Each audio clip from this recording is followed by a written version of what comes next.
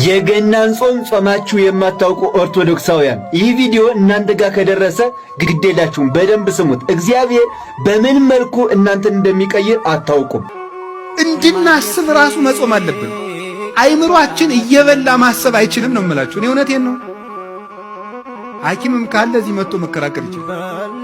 ህዳር 15 ጀምሮ እስከ ጌታችን መድኃኒታችን ኢየሱስ ክርስቶስ በዓለ ልደት ድረስ የሚጾመውን ጾመ ነቢያትን ይሄ ጾመ ነቢያት ጾም የሚባለው በተለያዩ መጠሪያዎችም ጭምር ይጠራል። አዳም የጾመው ጾም ስለሆነ ጾመ አዳም ይባላል። ጾመ ሐዋርያት ይባላል። አባቶቻችን ሐዋርያት የጌታን ትንሣኤ በጾም እንደሚያከብሩት ልደቱንም በጾም ማክበር አለብን ብለው ስለጾሙት ጾም ምን ይጠቅማል ብትሉ ይሄ የነቢያት ጾም አሁን ህዳር ጾም የምንለው ምን ጾመው ከእግዚአብሔር ጋር የሚያነጋግር ጾም ነው። እንግዲያው ከእግዚአብሔር ጋር መነጋገር የሚፈልግ ይጾም። ከሰይጣንና ከስጋው ጋር መነጋገር የሚፈልግ ደግሞ ይብላል። ምርጫው እናንተ ነው። ሙሴ ይሄንን ጾም ጾሞ እግዚአብሔርን አነጋገረ። ከዚህ በላይ እድልስ አለ ወይ?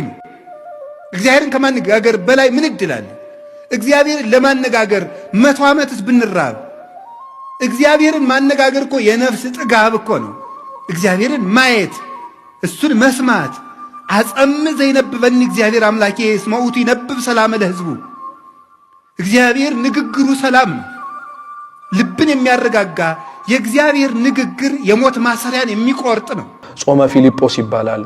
ሐዋርያው ቅዱስ ፊልጶስ በረከቱ ለሁላችን ትድረሰን። የሐዋርያት ሥራ ምዕራፍ 8 ላይ ያለው ኢትዮጵያዊ ጃንደረባን ያጠመቀው ታላቅ ሐዋርያ ነው። ይህ ሐዋርያ ህዳር 13 ሰማዕትነትን በተቀበለበት ዕለት ላይ ህዝቡ ስላላመኑ ተብሎ ስጋው ተሰውሮ ነበርና ክብሩን ባወቁ ጊዜ ላይ ግን ከ3 ቀን በኋላ የእግዚአብሔር መልአክ ያን የወሰደውን ስጋውን መልሶላቸው እነሱም ደግሞ ይህን ካገኘንማ ጾሙን እንቀጥለው ብለው ስለጾሙት ጾመ ፊልጶስ ይባላል።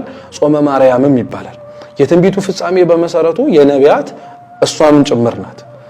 እመቤታችን ድንግል ማርያምን ስለ ክርስቶስ ሰው መሆን በተነገረባቸው ትንቢቶች በሙሉ ልንለያት አንችል። ለምሳሌ ነቢዩ ኢሳይያስ ድንግል በድንግልና ጸንሳ በድንግልና ትወልዳለች ስሙንም አማኑኤል ትለዋለች አለ። አማኑኤል ከማለቱ በፊት ድንግልን ጠርቷታል። ሕዝቅኤልንም ማንሳት እንችላለን። ትንቢተ ሕዝቅኤል ምዕራፍ 44 ላይ ያለው በምስራቅ በኩል የተዘጋው ደጅ ከኃያላን ጌታ በቀር ገብቶ ያልወጣበት ደጁ ሁሌም ይጠራል ከኃያላን ጌታ ጋር አብሮ። ስለዚህ የነቢያት ጾም ላይ የእመቤታችን ሚና እንደ ቀላል የሚታይ አይደለም። ነቢያት ውረድ ተወለድ ሲሉት የሚወርደው የሚወለደው ከሷ ስለሆነ ነው። እመቤታችንም የትንቢቱ ፍጻሜ የትንቢቱ መጨረሻ እሷ መሆኗ እያወቀች ግን በፍጹም ትሕትና የጾመችው ጾም ስለሆነ ጾመ ማርያምም እየተባለ ይታወቃል ማለት ነው። ዝም ብሎ ሳይጾሙ መብላት ማለት ሰው አለመሆን ነው። እንዲያው መጽደቁን ተውት። መጽደቁን መንግስተ ሰማያት መግባቱ ጽድቅና ኩነኔ ገሃነምና መንግስተ ሰማያትን ተውት።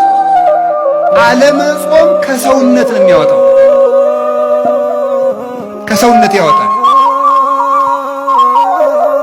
አለመጾም እንስሳ ነው የሚያደርገው። ቅዱስ ወግሪስ የተባለ አባት ብሎ ይናገራል። በቀን 3 ጊዜ የሚበላ ሰው እንስሳ ነው ይላል። በቀን 3 ጊዜ የሚበላ ሰው እንስሳ ነው።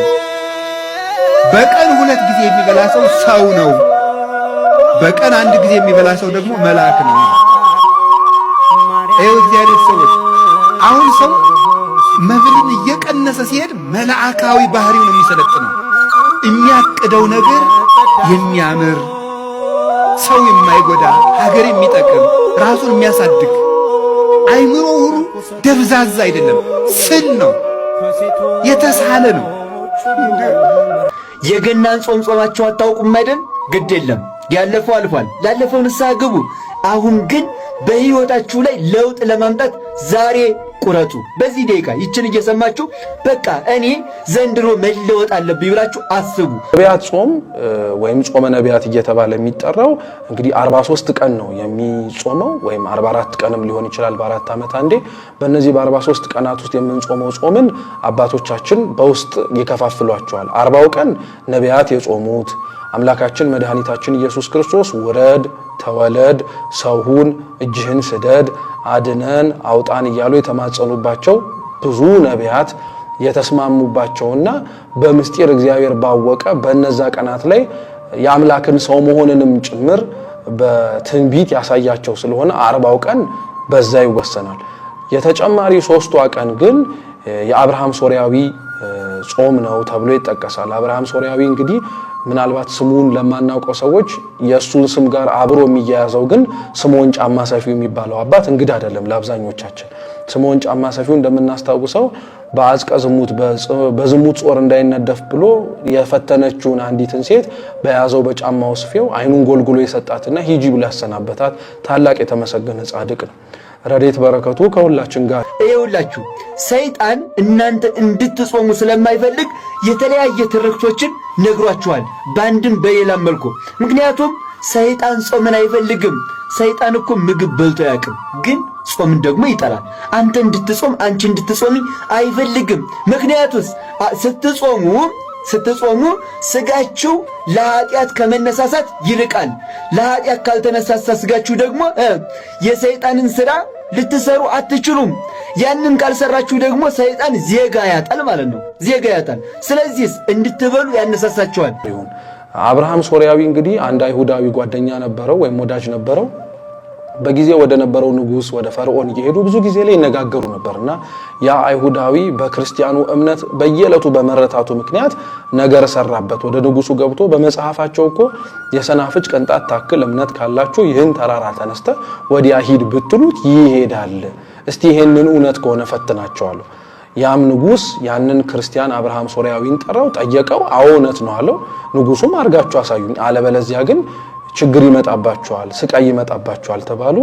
አብርሃም ሶሪያዊ ጨንቆት ቤተ መቅደስ በሚጸልይበት ጊዜ ላይ ለስም አጠራሯ ክብር ምስጋና ይድረሳት እመቤታችን ድንግል ማርያም ተገልጣ ታይታው በሱ ሳይሆን ነገር ግን በዛች በመንደር ውስጥ ይኖር የነበረ በተመሰገነ ጻድቅ በስምዖን ጫማ ሰፊው ምክንያት ይህ ተአምር እንደሚሆን ተነገረው። ስምዖን ጫማ ሰፊው በቁጥቋጦ ውስጥ ተደብቆ በውዳሴ ከንቱ እንዳይወድቅ የሚያደርገውን ነገር አብርሃም ሶሪያዊና ህዝቡ እንዲደግመው በማድረግ ከብዙ ግዚኦታ ከብዙ ምህላ በኋላ ተራራውን ዞረውት ያ ተራራ ተነቅሎ እውነትም በእምነት ወደ ሌላ ቦታ እንደሄደ ቤተክርስቲያናችን ታስተምራለች። ስለዚህ እንደ ተራራ የገዘፈ ኃጢአት ያለባቸው ሰዎች ያንን ታሪክ በማስታወስ በጾም መንቀል እንዲችሉ የስምዖን ጫማ ሰፊው ምክንያት የሆነው ይህች ጾም አብራ ትገባለች።